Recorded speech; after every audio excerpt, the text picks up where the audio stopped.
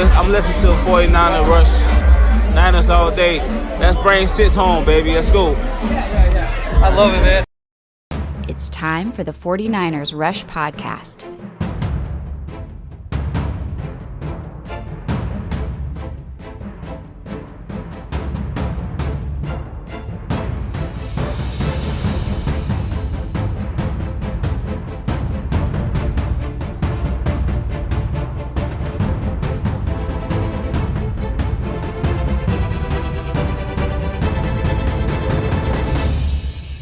And here's your host, John Chapman.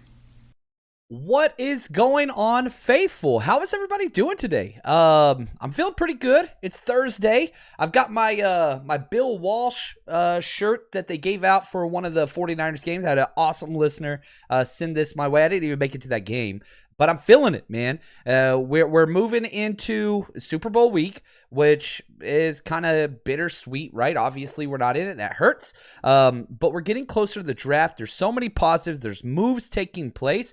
Just found out just a few minutes ago, Wes Welker, who has been the 49ers wide receiver coach, is going to be going to South Florida and with Mike McDaniel and joining him on his staff. This is a good thing, not a negative thing. Always be happy. He gets to be closer to his family. He played there as well. So happy for him. Wes has been great. I don't think it's the biggest loss or frustration, really, that you could put out there. Like, I don't think it's a big loss.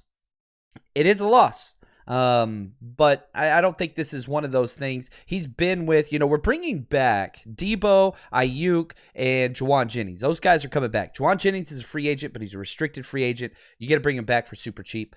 I think it'd be good to get some new blood in there. I really, really do. They've all made very positive strides. Don't want to take anything away from Wes.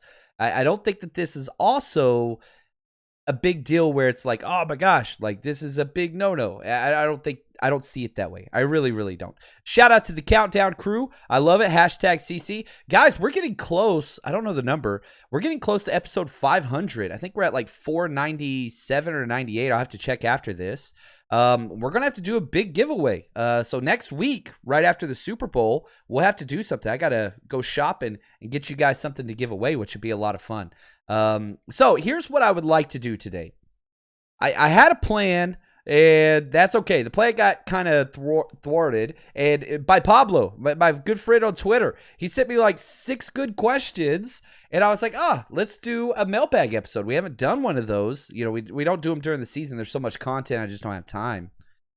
But why not? And so I put this out there on Twitter. Hey, let's do this. I had to cut off the questions. A great problem to have. I remember, it might have been my first or second year doing this. This is year 6. Where I tried to do a mailbag episode, and I put it out on Twitter, and nobody asked a question. And it was just like, oh, ouch. Like, punch to the gut, right? It just kind of hurt. But here we are now. The wife is calling me. I'm going to answer. Just tell her, hey, babe, I am currently live on air. Just want to say I love you. Thank you for the support. I can't hear you. I have my headphones on. Hope all is well. Just went live. Love you. Goodbye. Call me back if it's an emergency. Okay. Bye, babe. So we'll see. If that phone rings again, I might have to jump off, but I don't think so.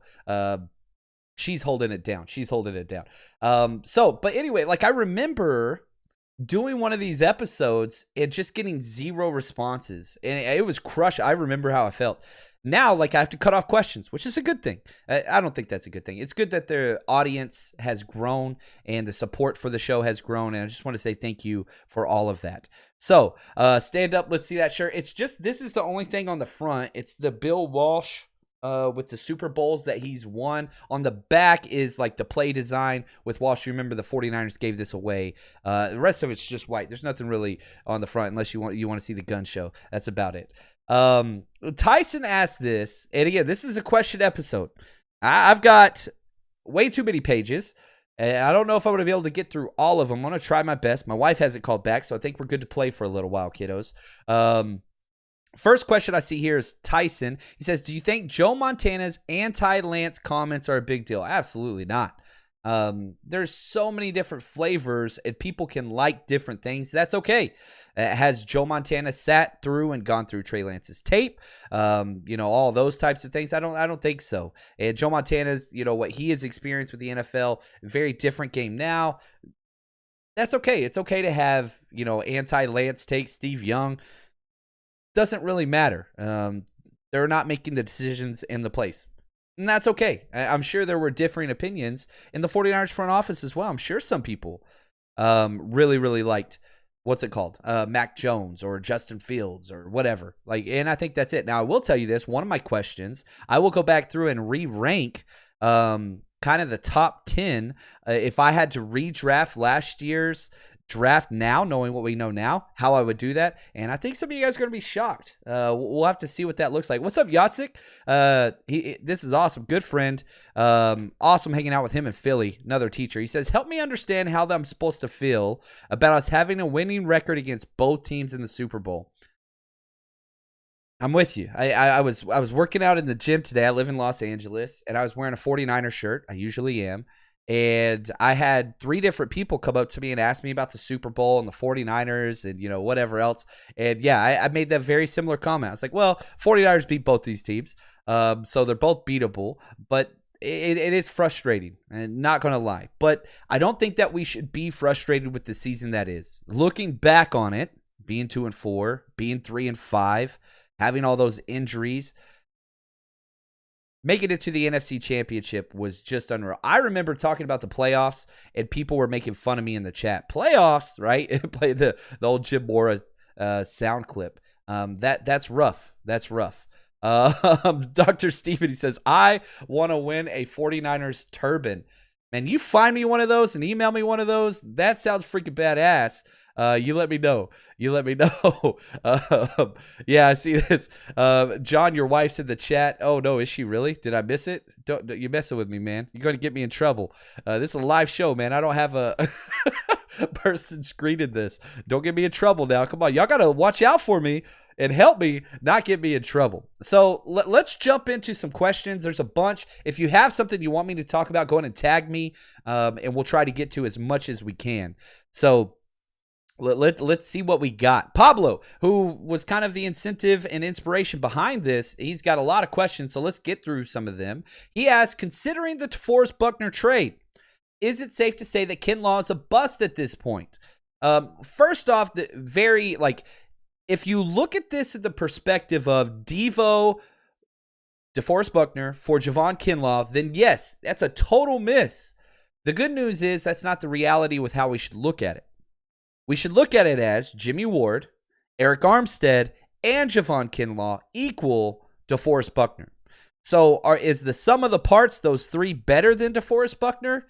I would argue the last 8 weeks, since week 8 on this year, 100%, that was a successful trade. Jimmy Ward, what Eric Armstead was able to do. Eric Armstead having his 3 best games almost concurrently. Week 17, the wild card round versus the Cowboys, and then back into the divisional round.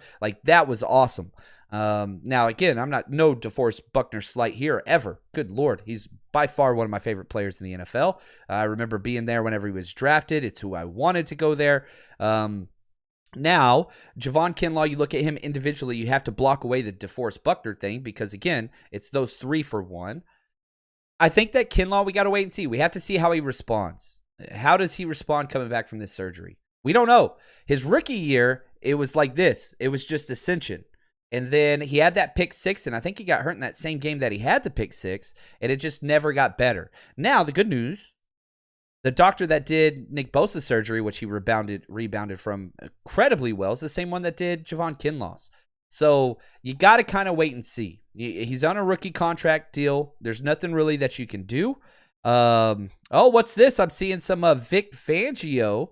You guys keep me abreast with this situation. I'm seeing that Vic Fangio is meeting with John Lynch about a role with the organization. I have not seen that, but I am live here. Anyway, that is incredible. I love Vic Fangio. He's one of my favorite players. And also, tonight, they're announcing the Hall of Fame. Who's going to be in the Hall of Fame for the 2022 year? And I got to say this. If Patrick Willis, who should get in, or Bryant Young, who should get in, if either one of those 2 guys get in, I'm going to Canton. I'm not going to miss that. That is my childhood. That is those guys. Patrick Willis was my favorite player ever. Like, I played linebacker. I loved watching linebackers. Seeing that dude play was incredible. So if either one of those guys get in, we're going to Canton. And I'm calling on you guys. Y'all come on out too. Support your Hall of Famers. We're spoiled. Now, if one or both get in, we're going. So we're going to do a 49ers Rush road trip in Canton for the Pro Football Hall of Fame game. It's going to be awesome. So, just mark your calendars. If that happens, y'all are coming with me, and we're partying, and we're celebrating.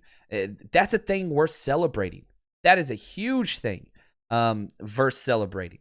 And so, very excited. Again, why do I bring up, Patrick Willis? Well, he played under Fangio. Like, he excelled under Fangio, right? All those things. Benjamin Albright reported it. Okay, yeah, I do not have notifications for him on. I don't even think I follow him, but he does work. I'll say that.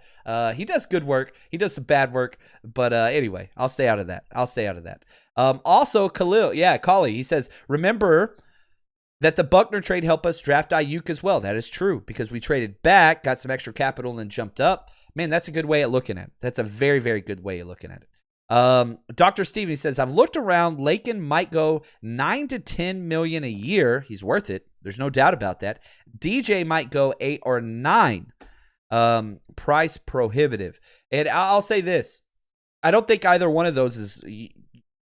You're going to be fine financially. Here's why I say that. You're going to trade Jimmy Garoppolo. That's $25 million. And even though, D Ford, I looked into his contract for a while today, you're going to be able to cut him post June 1st and then get, I think it's $7 million back, a huge chunk there. So even though you hear those numbers, $9 to $10 million a year, yes, that's correct. However, Parag can, finagle those numbers into making both those, acceptable. If you didn't listen to the last episode, I went through nothing but our free agents were missing, and I ranked them all in 5 tiers, who we need to bring back, and Lakin and DJ are priority 1. I also put Arden Key in that category as well. But that's where I want to put that. Oh, Kali says, I live 2 hours from Canton. Man, we better hang out. First beer's on me, my friend. Yes, come on out, man. That'd be awesome. So let's get to our next question. This one's for Pablo again. He says, is McGlinchey's performance based on bad right guard play? I said no. I don't think that it is. Mike McGlinchey's going to be back next year, whether you want him to or not. They already picked up the 5th-year option, which guarantees against injury. So obviously he got injured. He should be back at the start of the season, or at least after training camp. But I think the majority of Mike McGlinchey's play is whenever he's on an island. That's the problem. He has a problem with the outside speed to bull rushers. That's where he gets posterized and just looks really, really bad. If it was an issue with combo blocks to the inside where they work, the 4-eye or the 5 technique and they get to the next level, he flourishes there. If it's just the guy coming right out of his face, that's not it either. It's whenever he gets into his kick slide and tries to get his outside depth to form the pocket, he doesn't anchor well out of his kick slide. That's the problem.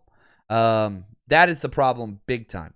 Now, let's see. And so I don't put it on there because, again, I don't think he struggles on combo blocks. Steven, he says, who do you think the best wide receiver in this year's draft, and do you want the Niners to draft him? Well, one, let me say this. I haven't got to wide receiver film yet. I haven't got to a lot of the film yet. I'm still filling out kind of basic information and measurables and all that thing. And shoot, let me put this out there. If you guys have been around, I do a lot of draft work. Last year, I think it was over 80 pages before, I kind of cleaned it up. Like, I do a lot of draft work. If you want to help with that, if you're just one of those people that wants to dive into the stats and the measurables and 40s and stats and college stats, reach out to me. 49ers Rush podcast at gmail.com. 49ers Rush podcast at gmail.com. I could use some help. The more people that help me with kind of those stats for the draft book that I put out every year. This would be year 8, I believe, of draft books that I put out. That's more time I get to watch film.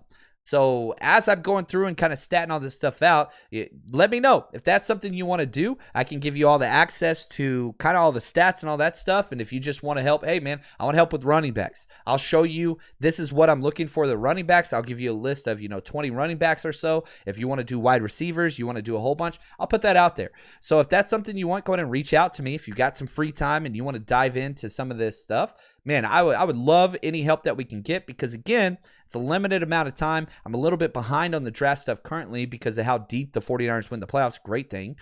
But I'm not going to. You don't have to worry. You're going to get all the content that you ever wanted draft-wise. There's no doubt about it. I'm just a little behind the 8 ball right now, but I'll catch up. I'll outwork anybody. That's always been my philosophy. Dad burned that into my brain. You can't outwork me. You can work as hard as I can. You can't outwork me. Anyway. So, having said that, I have not broken down wide receiver film yet. There's a lot of studs. I did do Chris Olave last year before he decided to go back. I think that he is awesome. And I think that this is get used to seeing this. If you look at the deepest parts of this draft, I think it's wide receivers. You could say that for the last 5 years in a row, and you're going to say it for the next 5 years because it's a spread college system. It's a spread high school system. Wide receivers are everywhere. The best athletes, that's where they're going. The second deepest is going to be the edge rushers, which is perfect. We need a wide receiver. We only have 3 under contract. We need an edge rusher.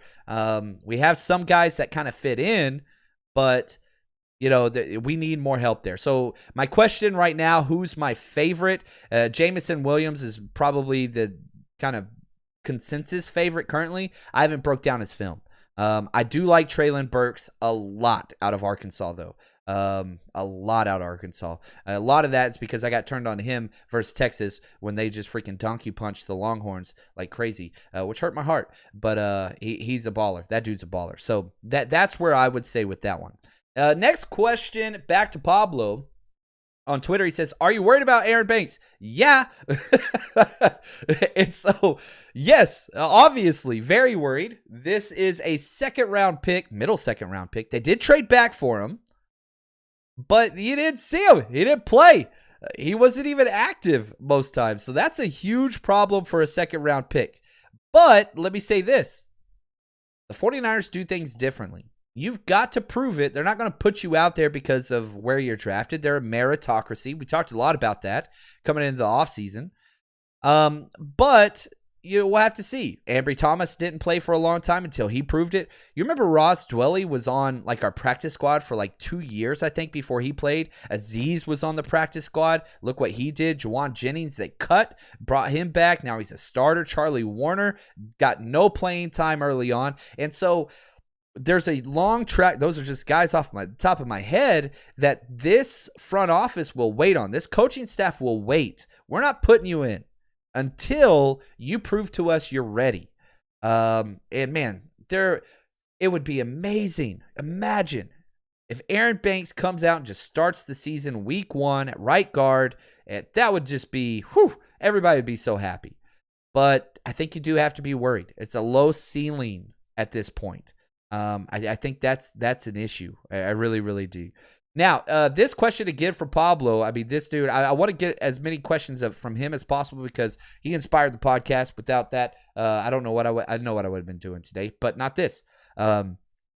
He says, is there a bigger need than corner for the 49ers in the draft?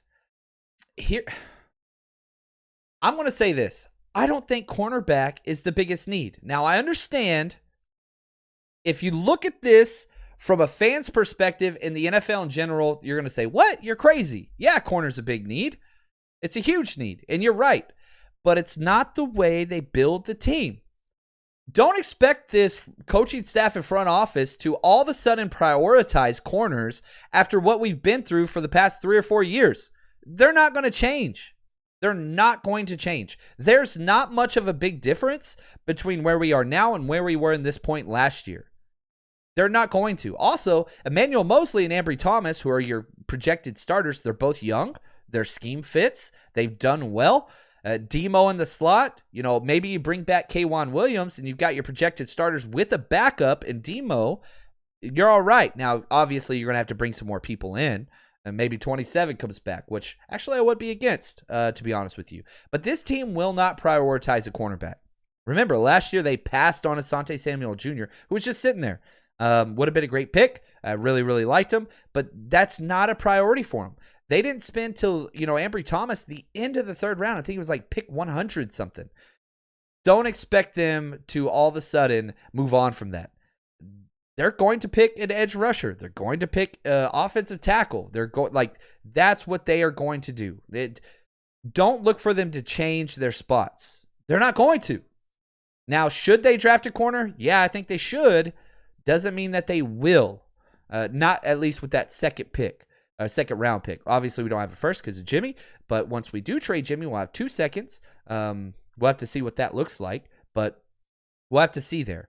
Now, sticking with that, are there any corners you like? Yes, there are lots of corners that I like as I've started jumping into some of their film and stats.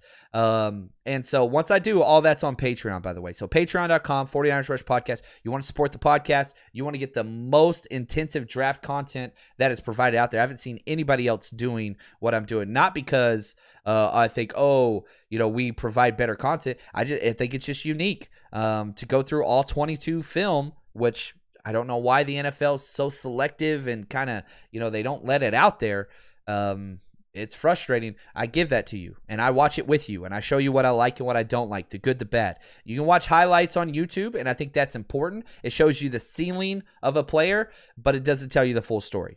My age-old axiom, which you're going to hear 20 times this offseason, the first time I've said it this year, everybody take a drink if you're drinking at home. Watching a player's highlights is like reading a dating profile that a person says about themselves. You're going to hear only the good things. Watching the All-22 game tape is like interviewing their ex. You get the good, the bad, the ugly, and everything in between. So highlights are good, and watch highlights and have fun and figure out what players that you like, but understand that is not the full story. You're getting the social media version of that player, right? Everybody puts pictures of their families up there and like, oh, look at us. We're a perfect family and we're always so happy. And it's not the reality to the situation. You put cameras in those people's houses and you watch them argue whenever the dad can't find a remote. You got to figure out who they are. I don't think anything makes me more upset than when I cannot find the remote. I don't know. I don't know if I'm the only one that's like that, but man, I get upset. I get upset big time on that one. So here are some corners that I like. And I think that these are some outside corners that kind of fit that late second to third round where the 49ers are going to be picking a lot. Outside corners, I got Mario Goodrich. He's a 6-foot corner from Clemson. And again, pay attention to these metrics. The 49ers do not have a corner that they have drafted or gone after that's over 6 feet. So 6'1", you kind of have to cap it. Pay attention, like they've shown you what they want. So 6'1" and under, those like big, tall Richard Sherman corners, that's a thing of the past. We don't do that much in this defense anymore. We really, really don't. We want smaller guys. When Robert Saleh and Kyle Shanahan first came over, they wanted those huge, tall, towering corners with 4.3 speed or whatever. Nah, it's not that anymore. That's not what they do. They want a 4.4 40 in the 4.4 range, and they want a 6-foot guy. That's what they want. So Mario Goodrich from Clemson, Alante Taylor, 6 foot from Tennessee, and Darion Kendrick, who's one of my favorites from Georgia. Georgia has so many good players. Watching that film's fun because it's fun now. Anytime you watch Clemson, I remember it's like this with the Alabama. You'll watch a game and you'll watch like the corner, okay? And you're focusing on one player, but then you realize I have to watch this game 10 more times. They have that many players. And then whatever, let's say it's Georgia versus, I don't know, fill in the blank, Tennessee. Well, there's a couple Tennessee guys. You want to see how they play against this, and you just keep watching it. And eventually you know what all the plays are. It's what it is. But I like Darion Kendrick. Those are outside guys. Slot guys, Marcus Jones out of Houston. Big fan of Houston secondary players. And Mikael Wright out of Oregon. Now, Marcus Jones, 5'8", a little bit smaller. Mikael Wright, he's 5'11". He's a guy that's probably going to be a slot guy, kind of like Demo, but could play outside in a pinch. Versatility continues to be such a big deal. It continues to be a huge deal for what they're looking for. They want guys that can play everywhere. D Will, I see Tommy's in there talking his OU stuff, and man, yeah, hook 'em, man. You guys keep throwing those shots at me, it hurts, man. Nicholas, what's up, Nick from Jersey, man? This dude's he's my boy, man. He says, "What's up, John? See you in Vegas, brother." Yes. Just got my ticket for the best draft party of the world. Go Niners. Yeah, but Nick came out to a lot of the parties. We had a great time hanging out, man. Really good dude. And so I love the fact that, man, the wifey gave you permission. That's awesome, you know. And let's plug it. The best draft party. We have invested so much capital, time, effort, energy into throwing the best 49ers experience in Las Vegas for the NFL draft. It's going to be April 28th and 29th. So Thursday and Friday, the days 1 and day 2 of the draft. We got you covered. We got Fred Warner coming out. We got Elijah Mitchell coming out. Live streaming, prizes, food and drinks will be included with your ticket. Live draft analysis going the whole time. We got some fantasy football people coming out that's going to be broadcasting as well. It's going to be unreal. 49ersrushroadtrip.com. 49ersrushroadtrip.com. You want to party on the strip with two 49ers? Woo! Come on, man. Come on. So Kyle, I see right here, it says someone got the Patreon link. I don't see it in the description. It is in the description.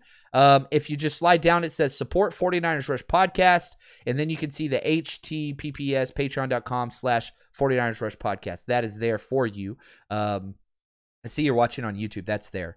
So anyway, appreciate you guys helping out. What's up, Nick? So excited to party again, man. It's going to be a blast.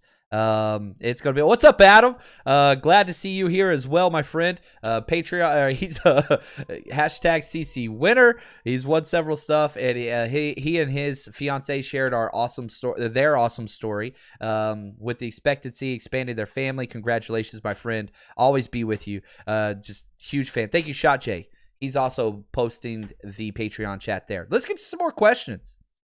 Would you trade any 49er starters? Well, Jimmy, obviously, right? That goes without saying. And I think probably one of the most common players that is mentioned in trading is Dre Greenlaw. And for me, I'm telling you right now, hell no. It's one of my favorite players. 1, 2, he's still on a rookie contract. And I just think that it just makes way too much sense to keep him. He's the best tackling linebacker in the NFL. He brings a hardcore punishing mentality to the field. And when he's on the field, good things happen. Whenever he got injured in that NFC Championship game, Azeez came in and Azeez played well. And I'm not putting this on Azeez. I don't think it is. But the run game for the Rams picked up. They started running the ball better. And again, I'm not putting that on Azeez. I'm telling you, I'm a pro Greenlaw guy. Keep him. And what would you get? So let's say, okay, let's play devil's advocate. What would you get for Dre Greenlaw? Would you get a second-round pick? I don't think so. I think a third-round pick, best case scenario, because whoever trades for him, they're going to have to sign him to an extension after this year. So if you're going to get a third-round pick, he's only 25. Why not let him play out his rookie deal? He's cheap still. And then let him walk and sign a big contract somewhere else, and then you get a comp pick the following year. So would you rather get a third-round pick right now, and it doesn't help your cap situation because he's on a rookie deal, he's cheap, or let him play for you a year, then let him just walk and sign where he wants and get that comp pick, which will probably be a third round the following year? I want that play. We do not have a bunch of money. He is a cheap player, young player. He's somebody who I hope we extend. But, yeah, I'm not trading that dude. I'm not trading him at all. I'm not trading Kittle. I've seen those out there. I don't know why. I'm not trading Kittle. That dude is literally the personality of this team. Literally the personality of this team. And we haven't seen him really play a lot with Kittle or with Lance. Why would you take away a comfort blanket for your 21-year-old rookie quarterback that's stepping in? Don't do that. McGlinchey, if you get a fourth or better, I'd trade him. I don't think that's out there with his injury. I would trade. Here's one player I would trade. I'm going to get mean. I would trade Mitch Wisnowski for a turkey and cheddar sandwich. It could be expired. I don't care. When the special teams improves, when your punter gets hurt, that's bad. Now we've got Robbie Gould handling kickoffs because Mitch can't kick it in the end zone. Yeah, I would just pick up a punter off the street. I'm going to be really honest with you. That's just me. That's a player I would trade. Obviously, nobody's going to offer anything for him. Definitely not a fourth-round pick. They got me. Oh, Adam, thanks for the gift, man. Really, really appreciate it. D. Will, he says Patreon is worth it. I agree. And if you don't like it, if you do join and you don't like it, 100% money back guaranteed. No questions asked. You just say, hey, really not happy with it. I'll give it all back to you. So that's there. Love it. Shot J, the Dave Chappelle reference. Love it, man. Now, let's get to a couple other questions. This one's from Dan Case, big time Patreon supporter on Twitter. He said, I feel like Jimmy could go for 2 top 100 picks, or he could have no trade value whatsoever and stay in San Francisco at the same time. You're not the only one that feels that way. And if the fans determined the trade value, social media, Twitter would say Jimmy's not worth anything, right? But that's not the case. Imagine you're a coach and your GM/owner says, hey, dude, you get the playoffs or it's done. This is your last year. Then you want Jimmy Garoppolo as your quarterback. I'm telling you right now. If you're a coach that's kind of on the fritz and that seat's getting warm, you would love to have Jimmy Garoppolo. If you're the Pittsburgh Steelers and you have a good roster, don't have any money, dude, you'd love to have Jimmy Garoppolo. They're making the playoffs. If Jimmy Garoppolo was on the Steelers last year instead of Fat Ben Roethlisberger, shout out to Brian Carter for that reference, they're in the playoffs, period. Like, easy. So I do think my personal evaluation of what he's worth, I think he's worth the number 40 overall pick in this draft. Number 40. Now, you go to the Jimmy Johnson trade chart, which I know some people don't like, but is used as a reference point, and so that's why I'm using it here. Guess who owns the number 40 pick? Denver Broncos. Guess who needs a quarterback? The Denver Broncos. It just makes too much sense. Now, if you look at the Jimmy Johnson trade chart, that pick's worth 500 points. So, Dan, let's play out your scenario. How do we get 2 top 100 picks? Well, guess what? The number 40 pick is worth the number 64 and 96 pick combined. So the last pick in the second round and the last pick in the third round. 2 top 100 picks. Guess who owns both those? The Denver Broncos. So I kind of agree with you here. I think Jimmy could be worth 2 100 picks or 2 top 100 picks. More than likely, though, it'd be like a third this year. And if Jimmy makes the playoffs or starts 75% of the snaps, that you'd get a third or a second the following year, similar to what Carson Wentz got, just backed off a little bit. Not first round capital. He just doesn't have the physical skill set, right? That's there. So that's there. Then Dan asked this. Oh, I love it. Can I buy 49ers Rush road trip tickets to Carolina yet? That's right. We're playing the Panthers at Carolina next year. He says, I have waited forever for the Niners to come to Charlotte. You can't buy them yet. I don't want to put the tickets up there because, man, what if that comes out and it's like my son's birthday or something like that? Like last year, I wanted to go to Tennessee so bad, but it was right before, Christmas Eve and all that stuff. It just didn't work out. So I have the full intention to throw a huge party, 49ers Rush road trip out in Carolina. But I don't want to put it up there. Still got the family life and all these other things. I got to be careful a little bit. There. Now, here we go. I like this one. Here we go. If you could, this is from Pablo. I like this. Real quick, before we move on, this comment relates to Jimmy go to the Broncos. Mr. Superfly says, if Jimmy gets traded to the Broncos, how are you going to feel when we have to play them in Denver next year? I love Jimmy. I'm not an anti-Jimmy guy. I know a lot of people think I am. I'm not. He's a great dude. He's great in the locker room, great teammate, and he does what he does. Now, he's limited, obviously, but that's okay. I would love to play the Denver Broncos against Jimmy. Would love to. You just crowd the middle of the box. We know how to stop them. And I'd pull for Jimmy every game besides the game he plays us. That's just very similar to DeForest Buckner. Like, I have no qualms with Jimmy. And he would make them a playoff team. Like, I feel that way. I feel that. I do feel that way. Now, back to this question. I love this. If you could pick over again, knowing what you know now, between Fields, Mac Jones, and Trey Lance, who would you go with? Okay. One, I love Trey Lance. I loved Trey Lance before we drafted him. I loved his film. Absolutely. Before he declared for the NFL draft. If I'm repicking right now, knowing what I know, I'm taking Trey Lance 1,000%.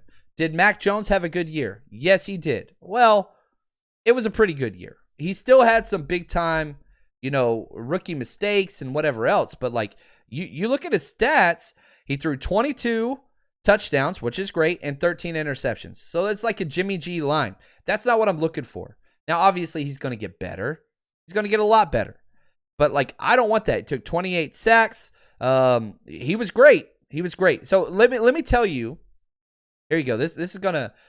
I'm gonna cause some problems right here. Okay, and y'all call me a homer. Y'all call me whatever you want. I don't care. This is my top 10 board. If I had to redraft right now, if I had to redraft the 2021 draft, knowing everything we know right now, my first overall pick is Trey Lance. Come at me, bro. Come at me, bro. Here's why. What did he show us in his 2 starts? Well, one, the Arizona thing, he was hurt, right? He couldn't throw the ball, but we almost won that game. Missed it by a half-inch line, and that was when the Cardinals were the best defense and the best team in the NFL. He almost beat them. Just running. Then if you look at the Texans, he looked great, right? Throwing the ball down the field, all those things. Like, he looked awesome. And again, if quarterback's number 1, that's who I'm taking. If I need a quarterback, I'm taking Trey Lance out of all the quarterbacks. All of them. Let's go. Number 2, Jamar Chase. And if you want to have Jamar Chase first, that's fine. If you don't have a quarterback, you don't have anything. But Jamar Chase would be 2. Micah Parsons 3. Rashawn Slater 4. That dude was a stud. I told everybody he's going to be a stud. I told everybody. Some people listened. Mac Jones would be 5. I'd take Mac Jones over Justin Fields, over Zach Wilson, over Trevor Lawrence. I'd take him over all of them. But not by much. Again, depends on what I want. If I want playmaking, I'm going to back Mac Jones down even more. But if you've got a solid team, that's where he would go. Patrick Surtain would be 6. Creed Humphrey, who I told everybody to pick, would be 7th. Yeah, I'd have a center go 7th. Dude's basically an all-pro, his first rookie damn year. And the reason why I fell is because he snaps with his left hand. Really? Could have had Trey Lance and Creed Humphrey. Man, that'd be crazy. Fields would be 8th. Zach Wilson 9. Trevor Lawrence 10th. And yeah, I got Trevor Lawrence that low. He was really, really bad. I know a lot of that's Urban Meyer, but that would be my top 10. That's how I would rank it. I am that high on Trey Lance still. He has shown us nothing to not believe what he can do. Now, his running ability, the body size is there, the speed's there. He's not elusive. That's kind of the one thing that was a shock all year, Trey Lance, right? He just takes a lot of hits. That's one of those things. But yeah, that's where I would do it. I'd have Trey Lance 1, I'd have Mac Jones 5, Fields 8, Zach Wilson 9, and Trevor Lawrence 10. That's just the way I would do it. So you want to come at me? Come on, bro. Let's do this. Kyle says, when does draft coverage start? Just subbed on Patreon, by the way. Thank you. Appreciate the support. Starts next week. Films start coming out next week. So that's going to be there. I'm putting a poll up on there later today or tomorrow.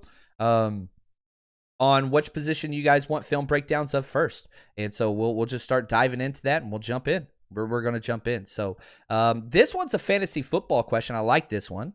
This is from R. Wilson. Might be Russell Wilson, the Russell Wilson. He does follow me on Twitter. He doesn't. Not the real one. He says, where does Debo go in fantasy leagues next year for redraft? I think in that 8 to 10 range, maybe 7 to 10 range in the first round, of course. I think you got your workhorse running backs in redraft. Jonathan Taylor, Derrick Henry, Dalvin Cook, Nick Chubb if you want to put him there. CMC if you're risky. And then you got the top 3 wide receivers, Devontae Adams, Cooper Kupp, and Debo. Now, if Devontae Adams leaves and it's not with Aaron Rodgers, or Aaron Rodgers leaves and it's not with Devontae Adams, then Debo jumps up a spot. But I think anywhere in that kind of 6 to 10 range, that's where Debo should go. And, some people might take Mixon or whatever, but I wouldn't over him. If you want to go wide receiver, which, again, Debo is a wide back, I am curious to see if he will get the running back designation similar to Cordarrelle Patterson. He should next year. We'll see. That's going to be something. I think ESPN will be the first one to announce it, and then it'll trickle down to all the other ones. Now, before we move on to some more questions, get them in there, tag me. Here we go. My Bookie Super Bowl week, lots of bets. My bookie's double deposit bonus makes sure you won't miss out on Super Bowl 56. And if you use our promo code 49ERS, 49ers, they're going to double and match your first deposit instantly. So, from betting on the opening coin toss to the length of the national anthem, Super Bowl prop bets are a great way for the entire party to get a skin in the big game. And now, with my bookie, this is a brand new thing. They are giving you a chance to call your own shot by submitting your own Super Bowl prop bet. All you have to do to get featured is tweet at MyBookie on Twitter, at MyBookie, to get your prop bet featured. So don't miss out. Head to MyBookie and double your first deposit up to $1,000 using promo code 49ers. Place your bets and get ready for the unmatched excitement of the Super Bowl. Bet anything, anytime, anywhere with MyBookie. All right, here's another question. This is from Cool Style on Twitter. He says, what pass rusher do you like in the second round? I personally, if I'm betting, again, I haven't dove into the film on these guys. I think this is the deepest position in the draft, this and wide receiver. And I think it's also the most likely draft pick for the 49ers early. There's a few positions that just draft capital matters. Obviously, edge is up there. Quarterback and edge, that's just what it is. You look at the all-pro players, they're studs that are drafted high. Now, pick 61, which is the 49ers' first pick currently, obviously, I see us bouncing all up and down. So here are some of the guys that I really, really like in that kind of second to third round. Kingsley Enagbare out of South Carolina. He's awesome. And South Carolina, you got to highlight their players, even if you don't think their scheme fits. The 49ers have drafted the most players historically out of Stanford, number 1. South Carolina's number 2. And you don't have to look past this roster to see that with Debo, Kinlaw. We go there a lot. Mike Davis.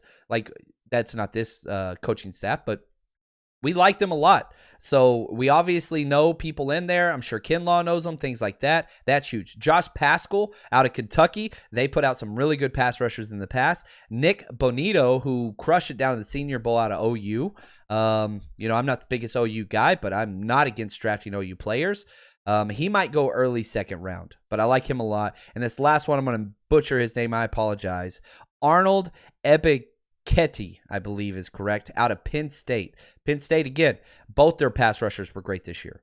So, he didn't get a lot of playing time breaking down the film in the past. He was a situational, but they do situational rushers there.